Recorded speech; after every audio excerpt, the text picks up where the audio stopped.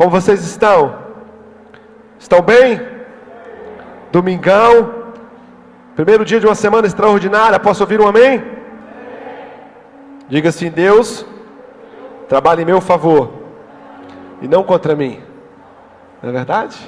Amados, nessa manhã eu quero compartilhar conosco um aprendizado daquela que seria a última relação de Jesus antes de morrer e antes de ressuscitar com os homens. A gente vai descobrir que até a morte de Jesus há um nível de ensino, há um nível de revelação, há um nível de acesso que o próprio Jesus nos dá por meio daquilo que ele ensina. E aí quando ele morre e quando ele ressuscita, ele eleva o nível do seu ensino, ele eleva o nível da sua revelação, porque a obra redentora da cruz havia sido realizada.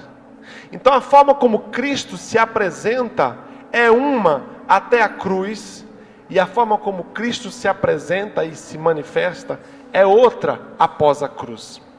E no último momento em que Jesus está na cruz do Calvário, o último tempo em que ele tem uma relação com os homens, há algo extraordinário que Jesus nos ensina naquele lugar. A cruz nos ensina que toda a humanidade estará representada naquele cenário. Costumamos dizer que na cruz do Calvário Jesus salva um dos bandidos para que ninguém se desespere, mas somente um para que ninguém se iluda. Aquele momento nos ensina profundamente que os homens estarão sempre sob a perspectiva da ambiguidade. A vida vai trabalhar e vai se mover sempre sob a perspectiva da ambiguidade. A Bíblia nos ensina que Deus trabalha com dois extremos. Ou iremos para o céu, ou para... Pode falar um de cada vez. Ou iremos para o céu, ou para... Ou é noite, ou é bem, ou é certo, ou é sim, sim, ou... Não há uma terceira via. Não há um terceiro caminho. Deus sempre vai nos mostrar em que nós estaremos fazendo sempre uma escolha. Ou a escolha certa, ou a escolha errada. Os humanos criaram a terceira via, o caminho paralelo, que segundo a palavra de Deus, ele é inexistente. A Bíblia diz que, no livro de Deuteronômio, que eles que tenham colocado diante de vocês todos os dias a bênção e a maldição, para que você faça uma escolha. Por isso, a primeira coisa que eu quero quebrar nessa manhã é o seu espírito de vitimismo. É olhar para a sua própria existência e achar na sua existência um culpado que não seja as escolhas que você fez. Se tem uma coisa que o Evangelho vai confrontar em você, é a sua incapacidade de escolher correto.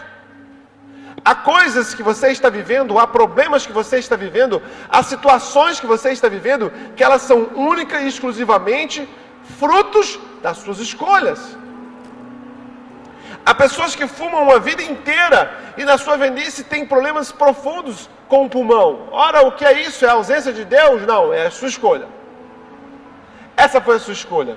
E na cruz do Calvário nós conseguimos compreender que a cruz do Calvário, ela reflete para nós que toda a humanidade está representada ali. Abra sua Bíblia comigo no livro de Lucas, capítulo 23.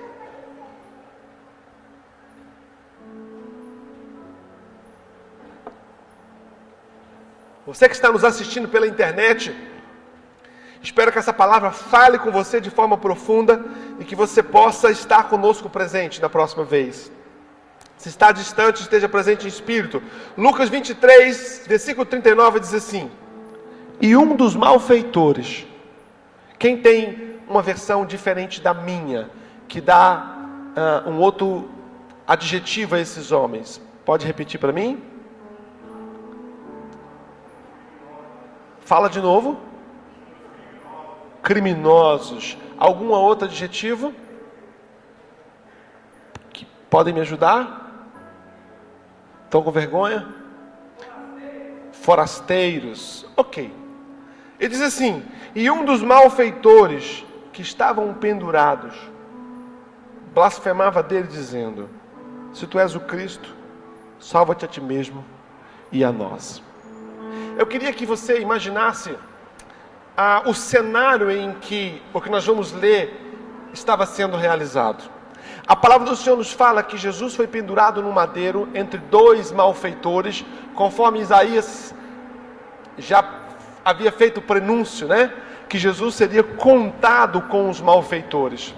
E esses malfeitores estavam num monte chamado Gólgota, ou Caveira, que é um dos montes pelo lado de fora dos portões de Jerusalém, em uma das entradas dos portões antigos. Salvo engano, acho que a porta de Damasco, que era uma entrada em que os estrangeiros que vinham até Jerusalém passavam pela entrada de Damasco, pelo portão de Damasco, e quando você vai entrando ao seu lado esquerdo, havia o Monte Caveira, o Monte Gólgota, e no cume daquele monte haviam 3 cruzes. No meio dessas cruzes havia um malfeitor, um ladrão, um forasteiro. No outro lado havia o outro malfeitor, outro ladrão, outro forasteiro. Ambos os malfeitores, ambos os ladrões tinham ao alcance de sua voz, ao alcance dos seus olhos, o autor e consumador da fé, o Filho de Deus, aquele que tira o pecado do mundo, aquele que era, aquele que era e aquele que há de vir, aquele para o qual existem todas as coisas, estavam exatamente aos olhos desses 2 malfeitores. E de repente um desses malfeitores começa a realizar uma interação com Cristo, começam a fazer um diálogo com Cristo, e esse malfeitor diz assim: se tu és o Cristo, salva-te a ti mesmo e a nós. Essa forma com a qual esse malfeitor se postou diante do Cristo, arrancou do Cristo somente o silêncio. Jesus não disse nada, Jesus não falou nada, Jesus não respondeu, Jesus não retrucou, Jesus não se justificou. Jesus resolveu dar a esse malfeitor o silêncio.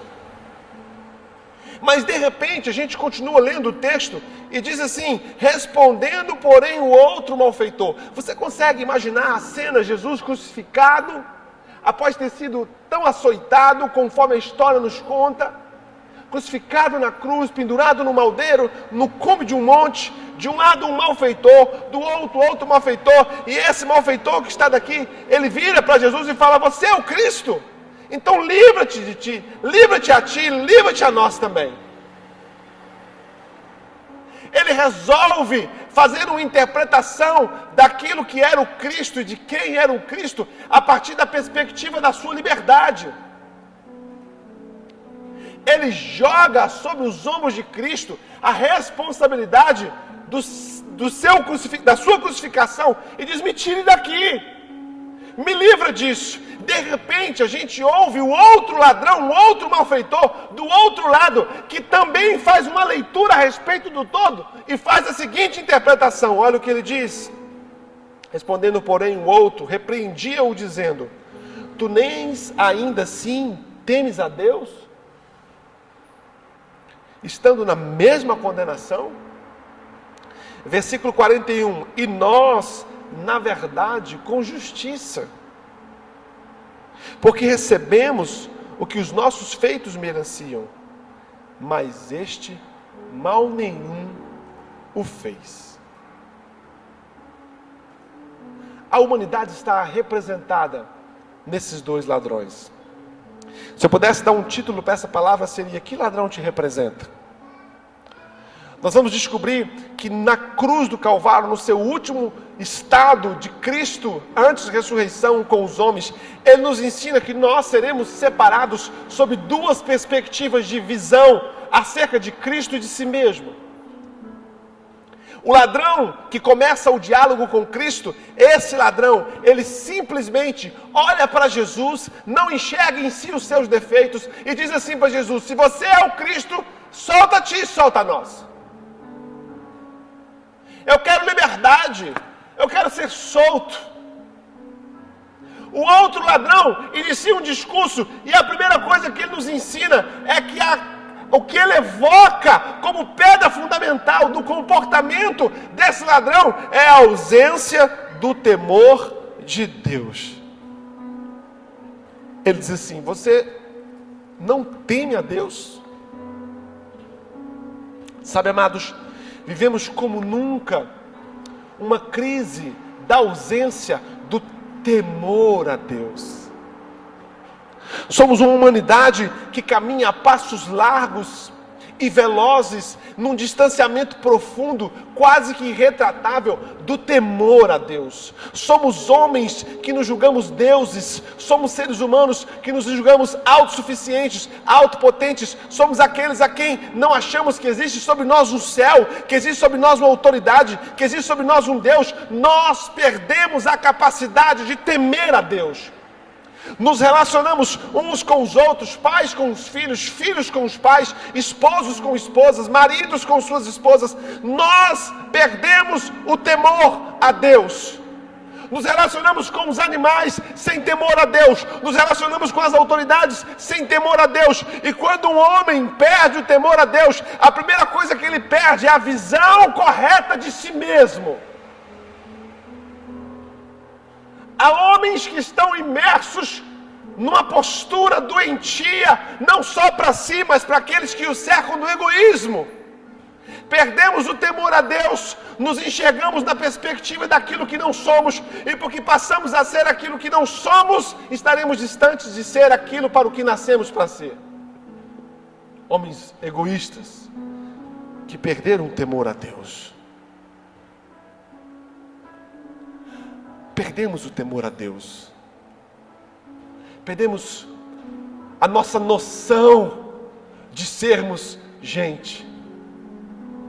A gente às vezes, irmãos, abrimos os jornais locais, a internet, e começamos a olhar, e começamos a ver barbáries, e dizemos assim, como pode um ser humano fazer isso? Como pode uma mãe que tem um filho, um rebento, uma criança, julga não querer ter essa criança, e a forma com a qual ela resolve de não querer ter essa criança é pô-la no micro-ondas?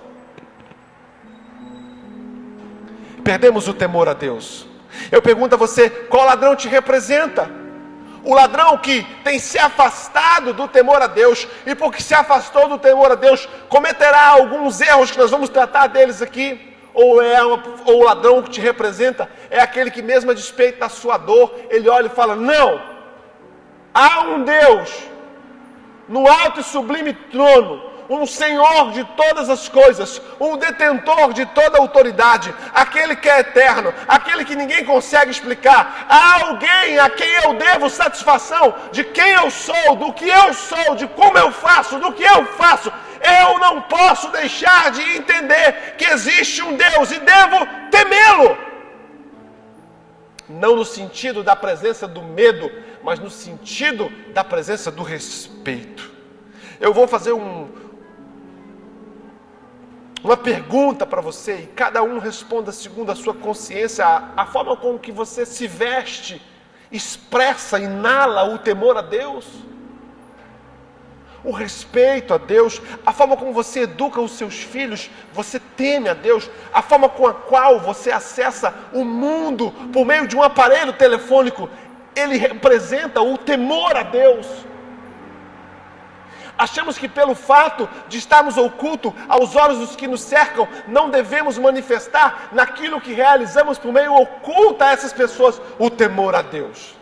Se você perder o temor a Deus, você vai perder a única forma de ser uma pessoa que faça você feliz e que faça quem está à sua volta feliz. Você precisa dirigir com temor a Deus. Você precisa tratar sua esposa com temor a Deus. Você precisa tratar seu marido com temor a Deus. Você precisa tratar seus funcionários com temor a Deus. Você precisa tratar o seu patrão com temor a Deus. Você precisa tratar a comida com a qual você come com temor a Deus. Você precisa tratar os seus animais com temor a Deus. Se tirar de você o temor a Deus, a única coisa que vai sobrar em você é o ânima, é o bicho, é o animal, o sapiens, o ser humano. A característica do caráter de Deus não estará em você. Então, amados, eu quero fazer nesta manhã um resgate do temor a Deus. Há pessoas que o seu vocábulo, a forma com a qual ela se expressa, é uma forma ausente do temor a Deus. São palavrões dos mais esdrúxulos que possam existir na tratativa, no tratamento com a mulher, com o filho, com o funcionário, com uma pessoa, o seu semelhante que está no trânsito. Sabe, amados, aquele ladrão, ele nos ensina algo. Existem dois tipos de pessoas. Não existe a terceira via. Ou você é aquele que vai se comportar com temor a Deus, ou você vai abrir mão de temer a Deus. Quem te representa? A outra coisa que esse ladrão nos ensina numa performance tão poderosa é que o homem que olha para Jesus e exige que Jesus passe a ser a solução dos seus problemas, ele mesmo tendo Jesus ao alcance da sua voz, ao alcance dos seus olhos e quase ao alcance das suas mãos, ali, irmãos, escute o que eu estou te dizendo, ali, entre aqueles dois homens, estava o Filho de Deus. Estava aquele que pagaria o preço do meu pecado, do seu pecado. Ali estava o amor de Deus expresso em forma de gente. Ali estava aquele que era desde a criação do mundo. Ali estava, irmãos, concentrado entre aquele homem todo o poder do universo. Mas mesmo Jesus estando nessa perspectiva, a despeito daquele homem, ele não conseguiu enxergar o Jesus. Há pessoas que viverão essa mesma realidade. Estarão aqui sentadas ao banco, estarão aqui às vezes ministrando no altar, estarão relacionando-se com Cristo, vendo Cristo, estando perto do Cristo, mas mesmo a despeito dessa possibilidade, elas vão morrer sem ter conhecido e reconhecido o Jesus.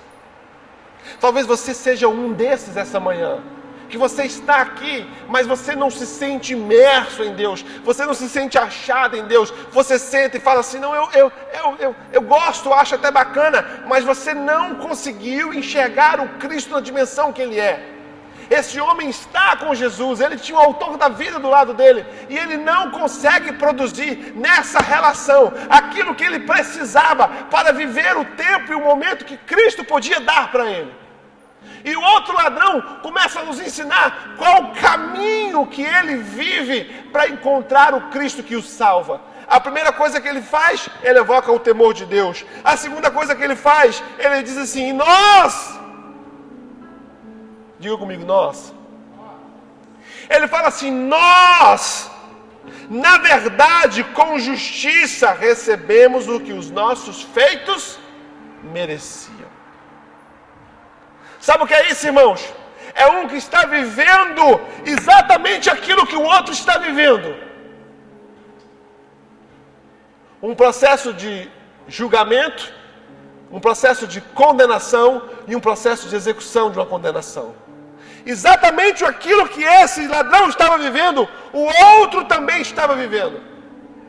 Mas contrário desse, que olhou para Cristo e quis que Cristo resolvesse o seu problema, o ladrão de cá, ele vira, olha para si mesmo e é sincero consigo mesmo. Ele vira e fala assim, nós merecemos o que estamos passando aqui. Isso significa uma capacidade surreal de uma ressignificação, de uma interpretação correta acerca de si mesmo. E aí, amados, vivemos no tempo que é de todos os mais difíceis de viver isso. Por quê? Porque vivemos nunca para nós, vivemos sempre uma vida aos olhos dos outros. Vivemos em tempo em quem se é, nunca se é para si, mas sempre se é para o que os outros vão ver, para o que os outros vão pensar, para o que os outros vão achar, e sendo o que não se é para si mesmo, para ser o que se é para os outros, enquanto se é, se perde no caminho. Somos a perspectiva do olhar do outro, o que o outro vai pensar de mim. Somos criaturas expostas por meio das mídias sociais, mas a nossa exposição nunca é uma exposição de fato de quem somos, mas sempre será uma exposição de fato do que queremos que os outros achem que sejamos. E aí é uma geração que nunca vai encontrar Jesus, porque a cruz nos mostra que a única forma de enxergar Jesus como Ele o é se enxergando primeiro como se o é. É olhar para dentro. É conseguir, irmãos, ter coragem de colocar um espelho na frente. É conseguir ter coragem o suficiente para lidar com seus próprios defeitos, com seus próprios erros, com suas próprias mazelas. É ter coragem o suficiente de levantar o tapete existencial e botar expostas as sujeiras que vocês carregam. É se relacionar com Cristo, não sob a perspectiva da religiosidade, porque a religiosidade vai causar em você um pseudo-eu, e você vai colocar um eu que não é você, para se relacionar com Cristo, porque você espera que as pessoas vejam você se relacionando com Cristo, mas você não terá relação nenhuma com Jesus, porque Jesus só se relaciona com quem você é de fato. Você vai descobrir que esse ladrão daqui, que joga sobre Jesus a responsabilidade de corrigir seus erros, de melhorar a sua vida, de tirar ele da cruz, de tirar ele da dívida, de tirar ele do problema, de dar para ele um carro, de dar para ele uma casa, de dar para ele um marido. Jesus não vai se relacionar com isso. Jesus dá a esse ladrão aquilo que esse ladrão merece. O quê? Um silêncio. Não tenho nada para dizer para você. Há pessoas que estão buscando a voz de Deus, irmãos. Escute, eu espero que Deus esteja falando com um par de orelhas nesse lugar, ou esteja falando com você que está na internet, está nos ouvindo. Há pessoas que estão frustradas porque estão na casa de Deus, buscando ouvir a voz de Deus, mas estão se relacionando com Deus, com a pessoa errada. A única coisa que Cristo espera que você seja diante dele é você mesmo. Olhando para si com toda a reflexão que um cristão precisa olhar. Porque é impossível você se entregar a Deus sem antes se ter, irmãos. E nós temos criado pseudo-crentes. Um ser que vai se relacionar com Cristo na perspectiva da religiosidade, do todo. E esse ladrão, ele vira e fala assim: o que você está fazendo? Ele vira para o outro ladrão e o repreende sob duas perspectivas. Você está errado porque você não achou temor em Deus. E a segunda coisa que você está errado, você está se enxergando como não é. Nós somos malfeitores, pecadores, e porque somos pecadores, estamos sendo, é justo o que está sendo feito conosco. Qual que é teu nome, meu irmão? Qual que é o nome do pecado que você carrega? Qual que é o nome do hábito que você pratica? Qual que é o nome dos pensamentos que você leva consigo? Qual que é o nome das palavras que você tem soltado? Qual que é a pessoa que verdadeiramente habita nesse corpo? Não a pessoa que você dá aos outros para se relacionar. Não a pessoa que você dá aos outros pela internet. É esse ser humano que está aí dentro. É ele que Jesus quer encontrar. É com esse homem maldoso. É com essa mulher perversa. É essa perspectiva que a Bíblia está dizendo para você. Jesus está dizendo: se você for sincero consigo mesmo, e se você conseguir se enxergar como você o é, você vai conseguir me enxergar como eu sou. Porque a primeira coisa que esse homem faz, ele evoca o temor a Deus. A segunda coisa que ele faz, ele evoca, é a leitura correta acerca de si mesmo. Não minta para si mesmo, não se engane, não crie um pseudo-eu para você, não guarde você nesse quartinho escuro, mofado, dentro da sua existência. E quando ele faz isso, quando ele olha como ele é, pecador, homem falho, necessitado de graça e de perdão, ele consegue enxergar o Cristo como o Cristo é. Aí ele vira e fala assim: mas este mal nenhum o fez. Qual ladrão te representa, irmãos?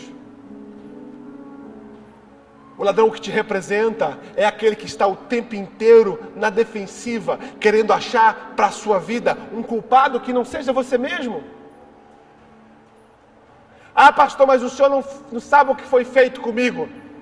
Não interessa o que foi feito contigo, o que interessa é o que você vai fazer com o que foi feito contigo. Há pessoas que vão viver sob a perspectiva da desculpa. de ser um homem miserável, uma mulher miserável, uma autocomiseração sem tamanho. Sabe, amados, o que Deus exige de mim e de você é que tratemos com a verdade.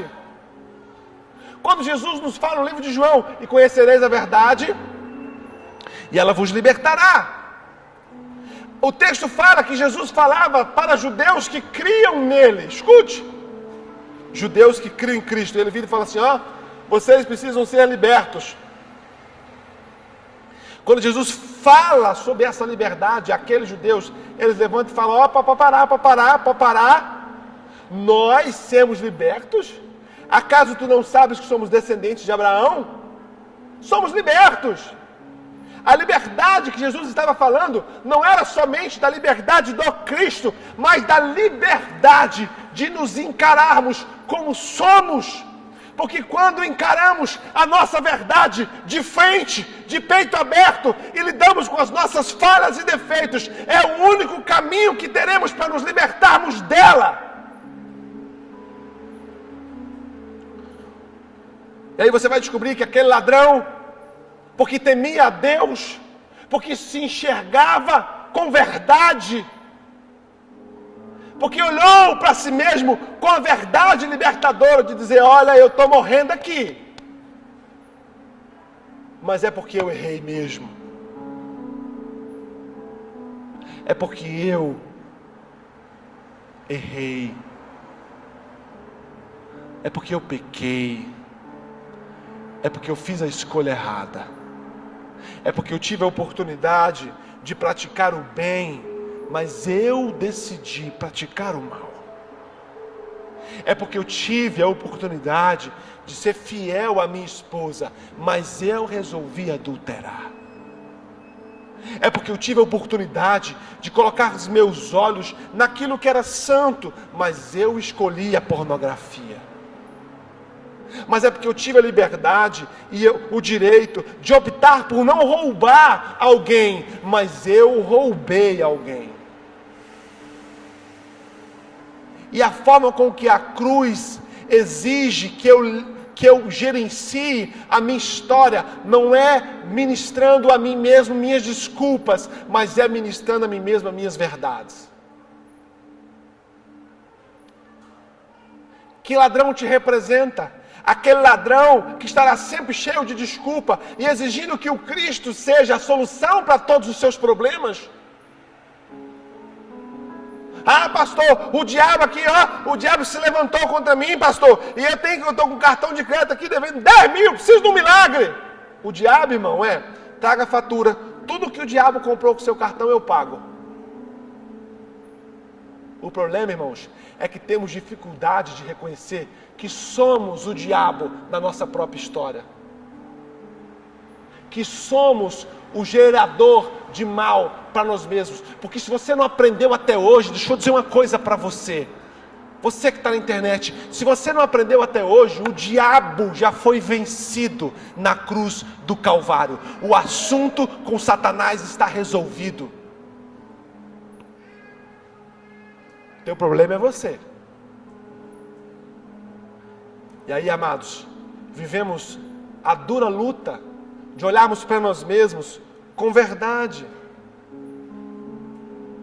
É aquela irmã que chegou em mim e falou assim, pastor, a fulana de tal está dizendo para mim que eu sou gorda.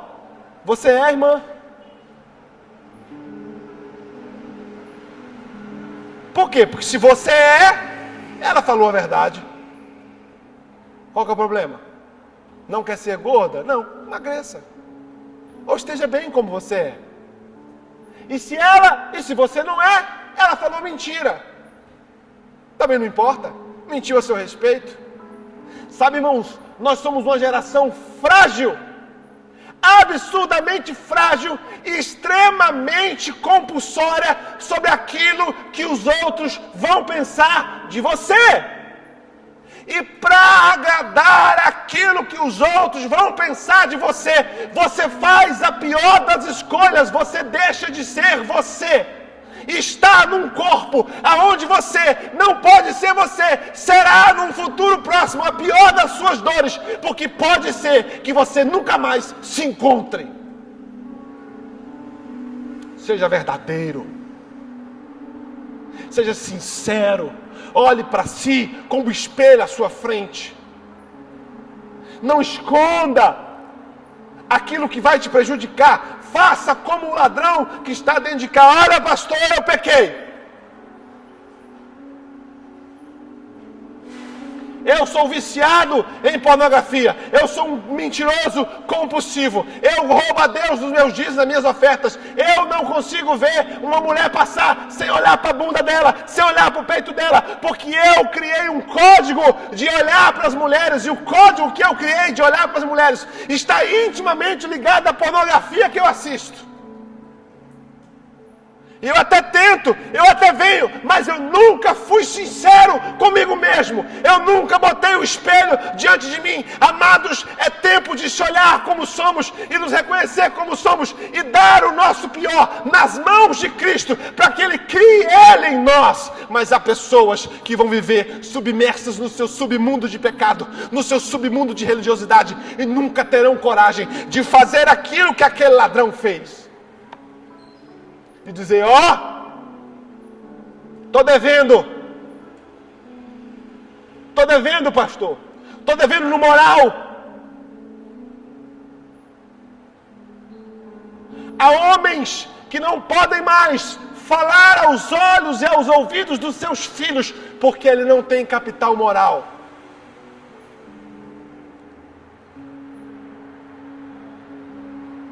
E porque ele não tem capital moral, ele se cala dentro da sua casa. E porque ele se cala dentro da sua casa, o filho que deveria ouvir a voz do pai para ganhar uma direção, passa a ouvir a voz de um estranho. Sabe, amados, quando a gente menos imagina, a nossa vida está de cabeça para baixo.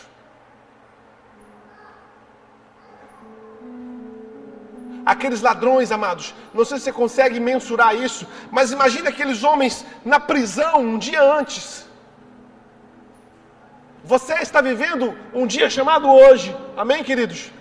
Mas há em você uma experiência de um dia chamado amanhã, e uma expectativa, e uma esperança.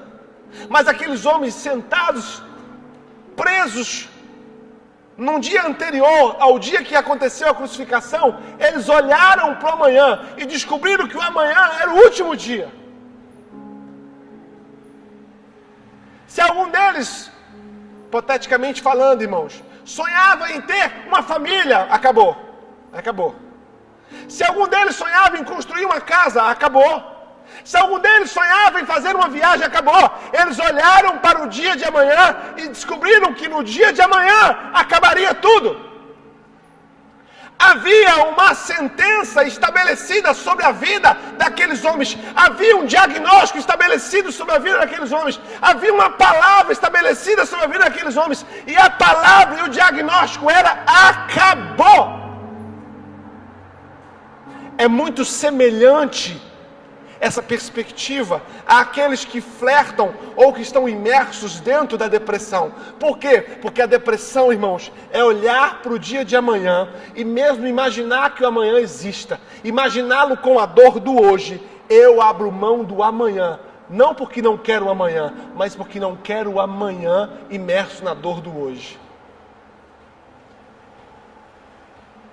Mas diferente do que Jesus faz com o primeiro ladrão, que evoca sobre Jesus a responsabilidade de resolver os seus problemas, não que Jesus não tivesse poder para isso, porque Ele o tinha, e a gente vai descobrir que Ele o faz. Jesus poderia sim tirar aquele homem daquela morte, mas não daquela morte que é a morte física, mas da morte eterna, da vida que realmente importa que você viva, que é a vida eterna.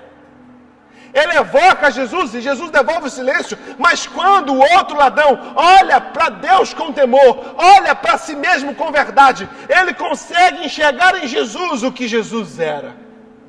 E ele vira e fala assim para Jesus: lembra-te de mim quando entrares no teu reino. E aí sim, Jesus abre a boca. Quando Jesus encontra o coração correto, a leitura correta, a sinceridade, a verdade, a forma não escusa, a forma não sorrateira, não maligna de se ver. Quando Jesus viu naquele homem a sinceridade, a capacidade de se enxergar pecador, carente do favor de Deus, ele vira e fala assim: não esqueça-te de mim. Jesus vira e fala assim para ele: disse-lhe Jesus, em verdade te digo, que hoje. Como assim? Hoje era o último dia? Não. Como assim? Hoje tinha a sentença do fim? Não. Como assim? Hoje acabou a minha esperança? Não. Hoje ainda estarás comigo. Sabe o que Jesus está dizendo para você? Talvez você esteja olhando para mim, meu filho e minha filha, e se relacionando comigo da forma errada. Talvez você esteja olhando para mim e achando que eu sou um baú ou uma lâmpada do Aladim. Talvez você esteja vindo para cá todos os dias, ansioso pelo aquilo que eu vou fazer pelo seu casamento, pedindo por aquilo que eu vou fazer pelas suas finanças, clamando por aquilo que eu vou fazer pela sua vida financeira, pela sua vida emocional, pelo seu pai, pela sua mãe. Não que seja errado você vir para cá com esse pensamento, mas antes de fazer qualquer coisa por Jesus, Jesus quer fazer o que importa por você. Mas nós criamos uma máscara para nos relacionar com Cristo. Nós criamos um pseudo-eu. Nós criamos uma performance igual a da internet. E sabe o que Jesus me trouxe aqui para dizer para você? Traga a tua verdade para mim. Seja vulnerável. Nós somos seres humanos que temos dificuldade de sermos vulneráveis, porque nós vinculamos vulnerabilidade com fraqueza, e nós fomos treinados para sermos fortes, nós fomos ensinados a sermos poderosos, nós fomos ensinados que devemos ser fortes, poderosos, e numa fome de sermos fortes, poderosos, abrimos mão do primeiro step, do primeiro degrau para uma vida de força, que é ser vulnerável. Não há força sem vulnerabilidade. E nós decidimos não sermos vulneráveis. E nos relacionamos com Cristo, com a pessoa que não o somos de fato. E porque você está sendo quem você não é, você nunca vai encontrar quem Jesus é. Porque Jesus não se relaciona com fakes. Jesus não se relaciona com pseudos. Jesus não se relaciona com seres humanos pela metade. Quando ele entra em Samaria, e a mulher samaritana, ele vira e fala assim: cadê seu marido? Eu não tenho. Eu falei: realmente, começou a ser verdadeira comigo. O que há em você que você ainda não teve coragem de pôr na mesa? Como você tem se relacionado com Cristo? Há pessoas que vão andar com Cristo, irmãos, com trauma do passado, com ressentimentos do passado, com ausência de perdão, com pecados escondidos, com coisa que você não confessou, com comportamentos que são escusos, que aparecem na sombra da noite, na nevasca. Aquele comportamento que de manhã você não tem, que de tarde você não tem, que de noite você não tem, mas de madrugada você abre o seu celular para ser aquilo que você sabe que não deveria ser. É esse cara aí, é essa mulher aí que precisa ter coragem de dizer: eu preciso de mudança. Você pode viver a vida inteira numa superficialidade do Evangelho, mas Jesus te chamou para ser profundo. E hoje é dia de ceia. Paulo nos ensina o mesmo pensamento no que tange a relação com o que representa isso aqui, que é o corpo que foi morto e o sangue que foi derramado em memória dele. Sabe por quê, irmãos? Jesus precisava que você parasse em memória dele, porque você se esquece. A gente se esquece fácil. Às vezes a gente vive a semana inteira, de segunda a sexta, sem se lembrar que é cristão. E nesse momento, Paulo nos alerta no livro de 1 Coríntios, capítulo 11, versículo 23, porque recebi do Senhor aquilo que também vos ensinou, que o Senhor Jesus, na noite que foi traído, tomou o pão. E tendo dado graças, o partiu e disse: tomai e comei, isso é o meu corpo que é partido por vós. Fazei isso em memória de mim. Semelhantemente, também, depois de cear, tomou o cálice, dizendo: esse é o cálice do Novo Testamento no meu sangue. Fazei isso todas as vezes que bebedes em memória de mim. Porque todas as vezes que comedes esse pão e bebedes esse cálice, anunciais a morte do Senhor, até que ele venha. Agora olha o versículo 27. Porque qualquer que comer esse pão ou beber o cálice do Senhor, indignamente será culpado do corpo e do sangue do Senhor. Versículo 28. Examine-se, pois, o homem a si mesmo, e assim coma deste pão e beba desse cálice. Há dois comportamentos extremamente equivocados no momento da ceia. O primeiro é achar que tem o direito. O segundo é achar que não tem o direito. Então há aqueles que vêm para o culto de ceia e digam assim: hoje eu vou cear, porque eu sou crente, sou batizado, sou dizimista, sou bom pai, sou boa mãe. Se houver algum mérito em você para isso aqui, você não pode fazer isso aqui.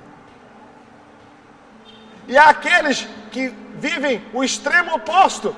Não posso, porque eu sou pecador, porque eu andei pisando na bola, porque se for sobre o que você é, ou sobre o que você não é, a ceia não é sobre o que você é, ou não é sobre o que você não é, a ceia é sobre o que ele é. E a orientação que Paulo nos dá na ceia, ele vira e fala assim: antes de ceiar, faça o que o ladrão que foi salvo fez. O que é, pastor? Que o ladrão que foi salvo fez? Botou um espelho na frente e se auto-examinou. Sabe por quê, irmão? Você sabe aonde você está errando. Você sabe onde você errou. Você sabe onde você está errando. Examine-se. Olhe para si mesmo com verdade. Põe a luz na sua escuridão. Seja sincero. Se você nunca foi sincero na sua vida, seja hoje consigo mesmo. E ele continua dizendo, o texto diz assim: porque o que come e bebe indignamente, come e bebe para a sua própria condenação, não discernindo o corpo de Cristo. Versículo 30, por causa disso, há entre vós muitos fracos e doentes.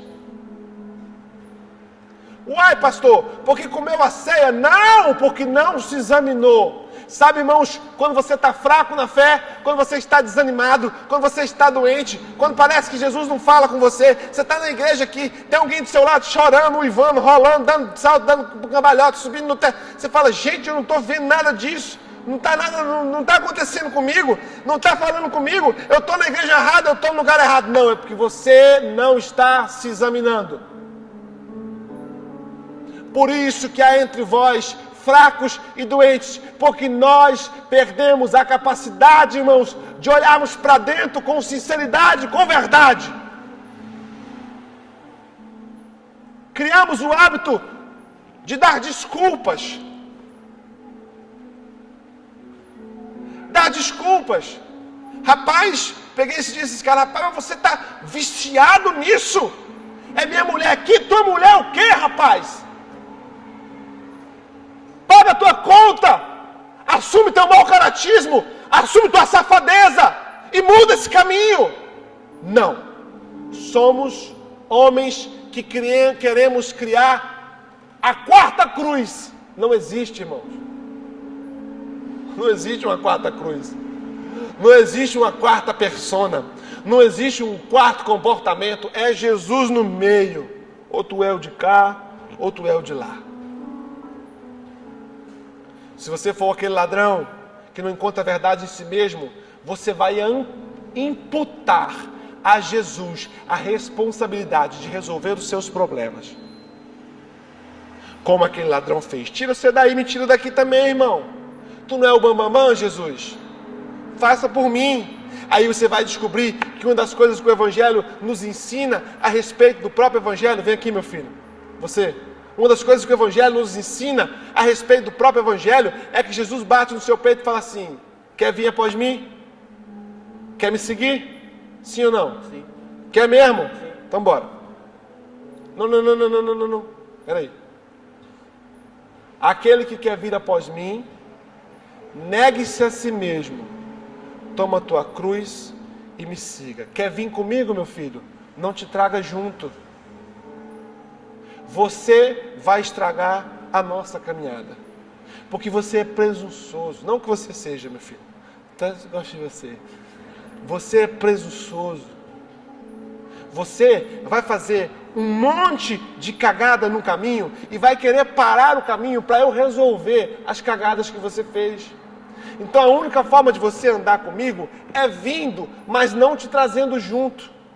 Te larga na esquina, te larga no caminho, larga seus hábitos no caminho e venha sem você. Porque se você vier sem você, eu farei questão de ser eu em você e Cristo em nós, a esperança da glória.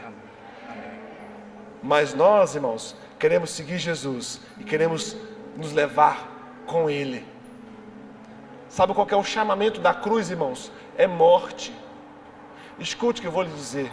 O chamamento da cruz sempre foi morte. Porque a única forma da vida se manifestar é por meio da morte. Essa é a matemática de Cristo. Jesus cai para cima. Quando todos acharam que havia acabado, porque Jesus morreu, havia começado, porque pós sua morte, Ele ressuscitou. Então a palavra que Jesus vai dar para mim e para você, é se você quer de fato ter comunhão com esse corpo, ter comunhão com esse sangue, ter comunhão com a cruz, você vai ter que aprender a matar o seu eu, a matar seus desejos, a matar sua vontade, a matar seu temperamento, a matar sua forma de ver, agir, pensar e reagir. E matando esse homem mal que habita em você, será o único caminho para que Jesus nasça em você, de fato e de direito. E eu encerro perguntando a você, qual ladrão te representa? Sabe, amados, não há nada mais poderoso no Evangelho do que a verdade. E nós temos medo da verdade. Nós temos vergonha da verdade.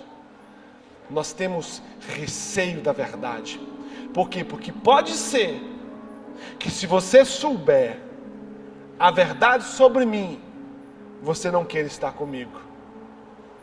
E eu prefiro ter você comigo, amando quem não sou, do que ser verdadeiro com você e correr o risco.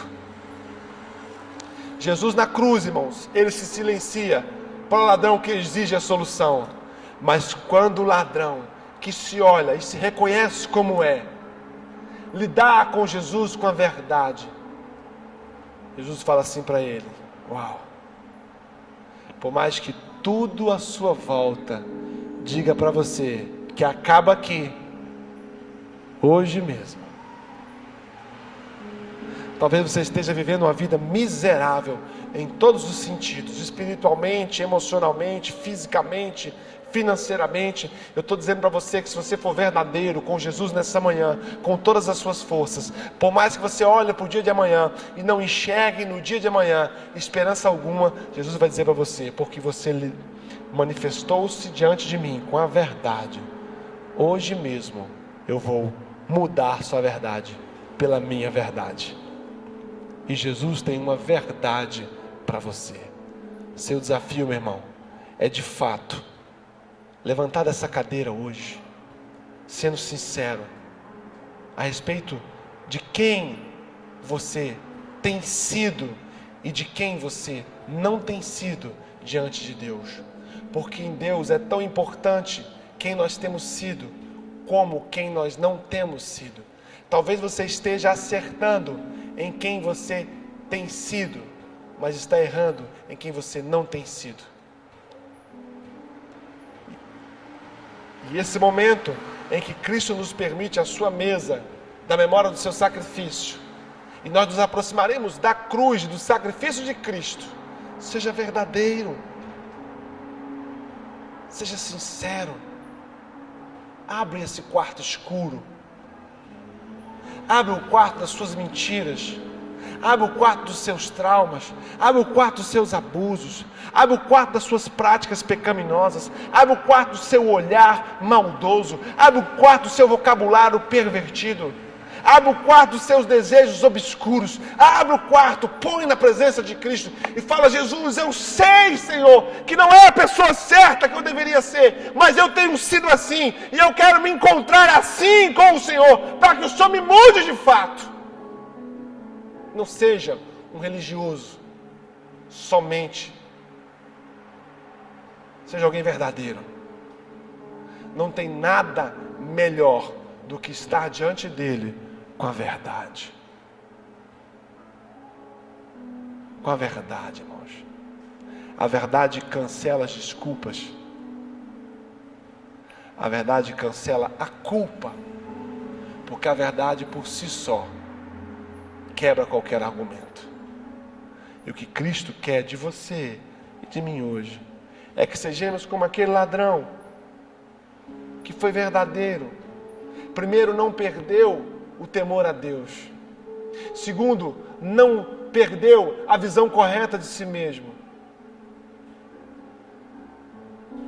Há seres humanos, irmãos, que são tão doentios na forma de se enxergar, que se acham melhor que alguém. É muito engraçado. Nós vivemos no país da carteirada. Brasília, então, que é onde eu moro perto, é uma loucura. Todo mundo é alguma coisa. Somos nada, irmãos. Se algo somos, somos por meio dele. Aquele ladrão se enxerga como é, e porque se enxerga como é, se apresenta como é, reconhecendo como é, e porque ele se enxerga como é e reconhece como é, ele consegue ver o Cristo que o outro não viu. O mesmo Cristo, o mesmo Jesus, o mesmo Filho de Deus, Redentor, pagador dos pecados, autor e consumador dos séculos, aquele que era antes de todas as coisas, aquele por meio de quem tudo foi feito. Esse não viu, mas aquele o viu, porque temeu a Deus, porque se olhou de forma correta, enxergou o Jesus, que deu a ele uma nova sentença. Ele subiu aquela cruz, sendo aquele momento o fim. E Jesus dá para ele uma palavra: não, não é o fim, é apenas o começo. Hoje mesmo, você estará comigo. Fique de pé em nome de Jesus.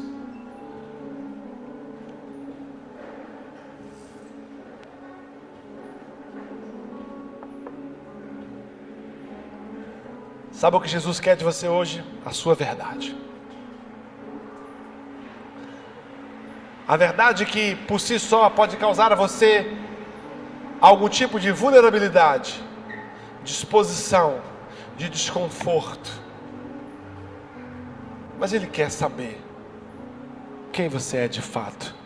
Ele está dizendo para você: me dá hoje tudo aquilo que te trava. Confessa seus pecados hoje. Confessa suas fragilidades. Confessa seus medos. Confessa seus traumas. Confessa as fraudes que você foi e que você fez. Me apresenta. Me dá de fato quem você é nessa manhã. Jesus está dizendo para você: deixa de ser tolo, deixa de ser tola. Você acha que eu não sei? Você pode enganar todas as pessoas durante algum tempo. Você pode enganar algumas pessoas durante todo o tempo. Mas você nunca enganará todos durante todo o tempo. E a pior coisa que existe é viver sob a perspectiva de uma farsa. Aquele ladrão, ele conseguiu ser de fato aquele que necessitava do Cristo. E porque foi de fato aquele que necessitava de Cristo, enxergou o Cristo como Ele é. E o Cristo, mesmo pendurado numa cruz, deu a Ele uma esperança. Hoje mesmo, hoje mesmo. Se você quer nessa manhã ser de fato para Jesus, ser todo para Jesus, vem aqui à frente, eu quero orar com você.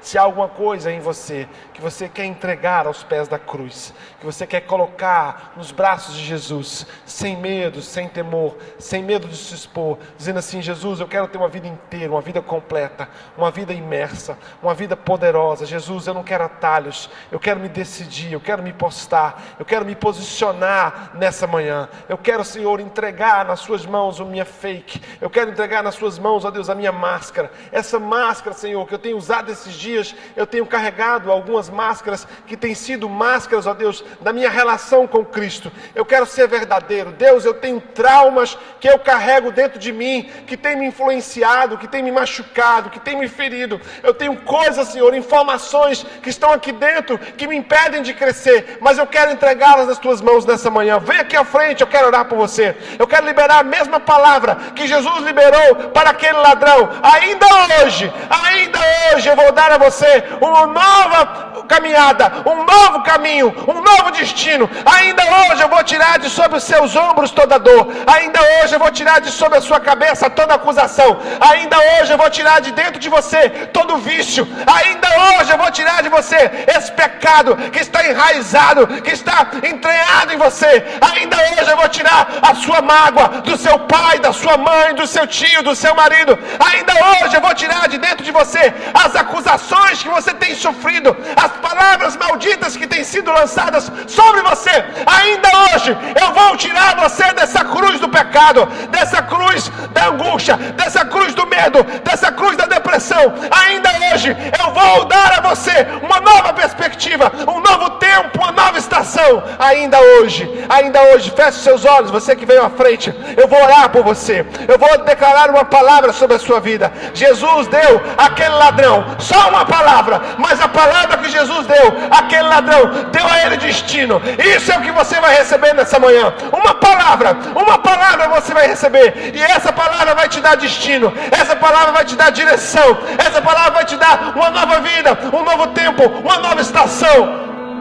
Pai, em nome de Jesus, sobre a vida dessas pessoas que vieram aqui, Senhor, e se apresentaram desnudadas, ó Deus. Há algo na mente delas, há algo no coração delas, que elas estão expondo ao Senhor, e o Senhor sabe o que é. Há pecados, ó Deus, há traumas, há dores, há frustrações que estão sendo colocadas diante do Senhor. Nessa manhã, eu quero declarar que toda a força que isso exercia sobre eles, acaba aqui agora. Todo o poder que isso exercia sobre eles, termina aqui agora. Porque se Cristo nos libertar verdadeiramente, seremos livres. Que haja libertação de verdade, Senhor, na mente, no corpo, no espírito, na alma dessas pessoas. Pai, em Cristo Jesus, naquela cruz foi cravada a verdade sobre nós, e a verdade que foi cravada sobre nós é que Cristo é o nosso Salvador, o nosso Redentor, aquele que morreu por nós, pelos nossos pecados, pela nossa dívida. Então eu libero uma palavra de liberdade no espírito, liberdade no corpo, liberdade na alma, liberdade nas finanças. Pai, solta os teus filhos para um dia novo.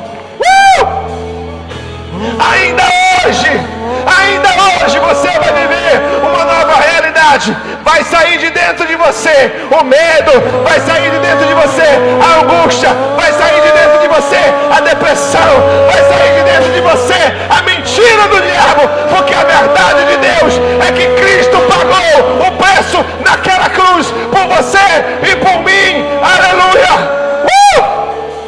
Escute só, deixa eu te falar uma coisa. A Bíblia diz, e nós aprendemos hoje, que nós somos resultados das nossas escolhas. Há um momento na vida do homem, na vida da mulher, que chega às suas mãos o direito de escolher Jesus como Senhor e Salvador. O que Jesus fez por mim, por você naquela cruz, foi pagar a nossa conta, foi criar um caminho direto ao Pai. E a Bíblia diz que todo aquele que recebe Jesus como Senhor e Salvador recebe o direito de ser filho de Deus, de ser salvo, reconhecer em Cristo que só Ele, só por meio dEle e por através dEle que você é salvo. E eu não posso encerrar essa manhã sem perguntar para você, você que nunca disse assim: eu quero conhecer, reconhecer e aceitar Jesus como Salvador da minha alma, como Salvador da minha vida, como o único e forte fundamento da minha fé.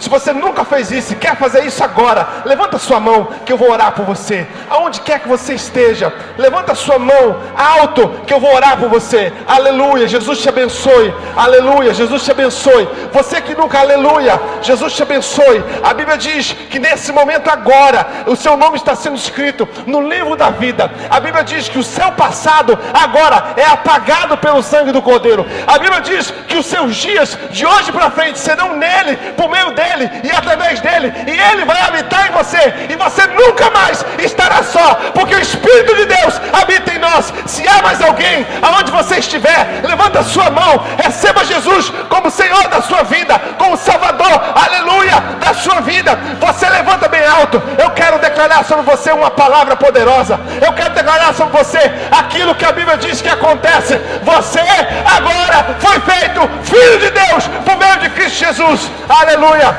Feche seus olhos, Pai, em nome de Jesus, sobre essas pessoas que receberam Jesus como Senhor e como Salvador das suas vidas. Nós declaramos sobre elas a verdade da cruz. Escreve, Senhor, o nome delas no livro da vida. Apaga, Senhor, a história do passado delas. Dê a elas uma nova identidade. Dê a elas uma nova vida. Dê a elas, Senhor, uma nova história por meio do sacrifício de Cristo Jesus.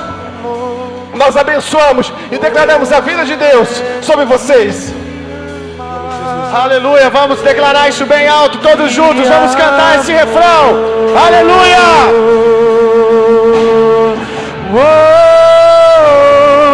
Vamos, vamos, vamos! Aleluia! Nós chamamos, Senhor, porque o Senhor nos amou primeiro. Aleluia! Vamos, vamos!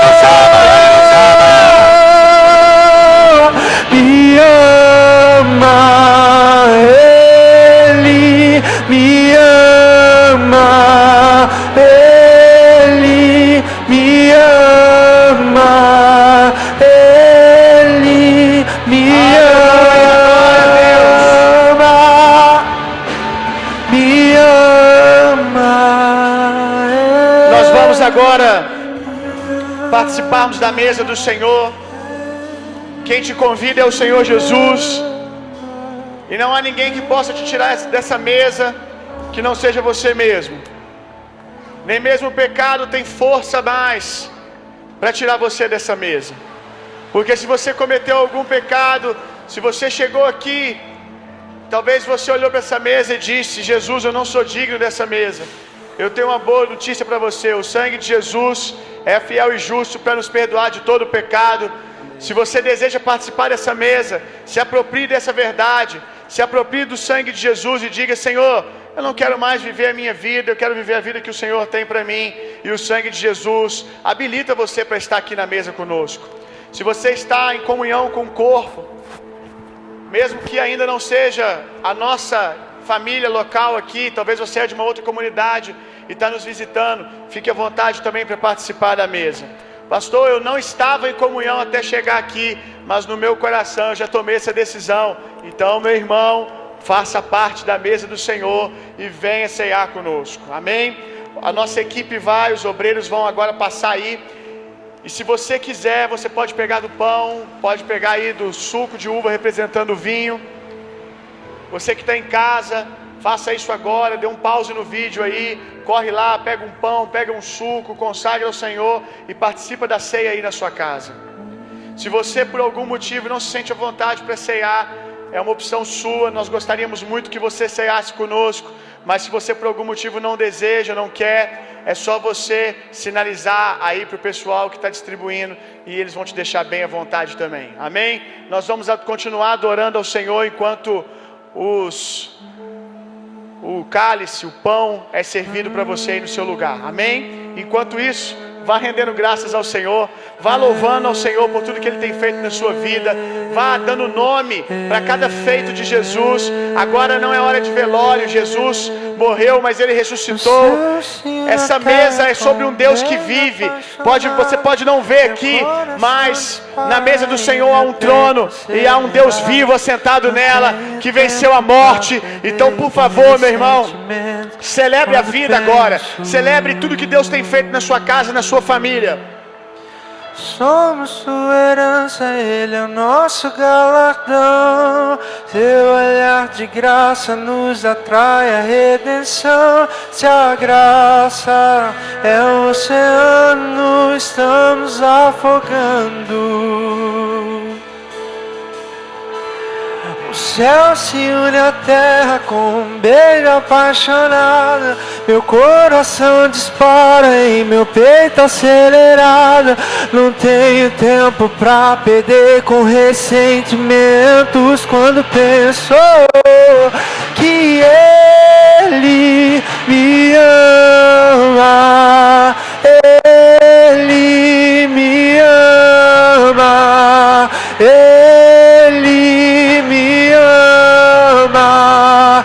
Ele me ama. Me ama. Ele me ama. Me ama. Ele me ama.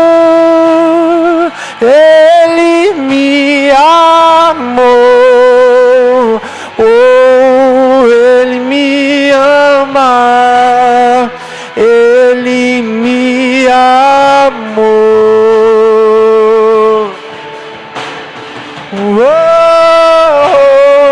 Ele me amou. Ele me ama. Ele me amou. Aleluia. Na noite que ele foi traído, ele tomou o pão, ergueu e deu graças e disse: esse é o meu corpo que é partido por vocês. Na noite que ele foi traído, mesmo depois de tendo sido ofendido, traído, ele decidiu se entregar, meus irmãos, nos deixando sem desculpas. Nos deixando sem desculpas. Ele tinha todos os motivos para voltar atrás. Ele foi ferido, mas ainda assim ele se entregou. Não é sobre o que as pessoas fazem, é sobre quem nos tornamos. Nós amamos porque fomos amados primeiro.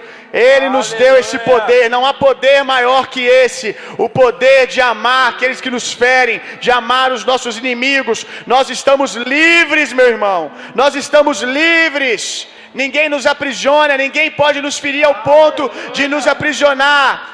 Ninguém pode nos matar, porque nós já morremos com Cristo Jesus.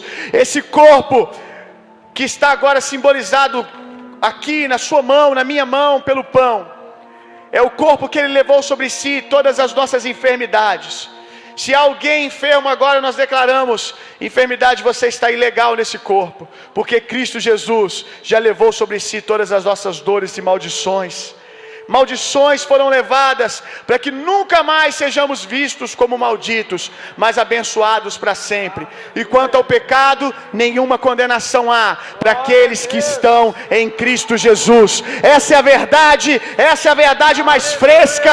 Nada é mais verdade do que isso. E tendo em mente, tendo esse entendimento, essa revelação, comamos.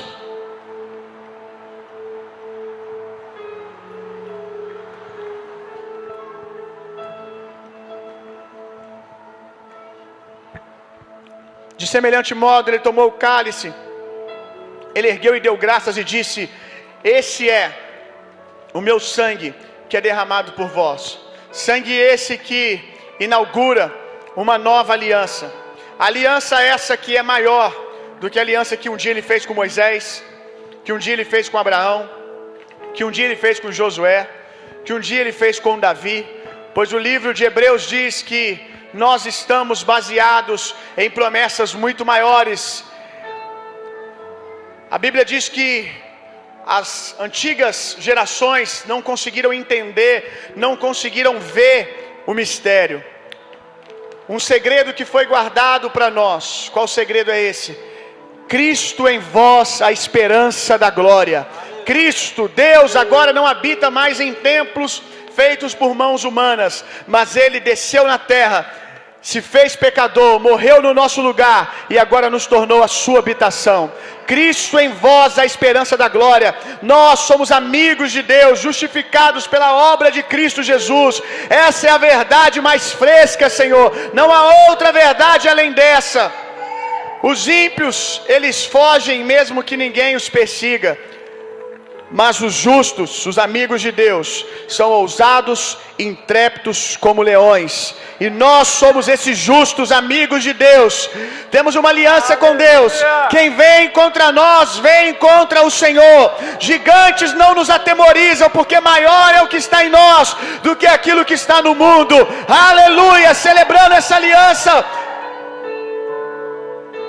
Aleluia, beba, meu querido. Beba. Rapaz, aleluia. Beba, meu irmão. Beba, beba dessa aliança. Beba dessa verdade.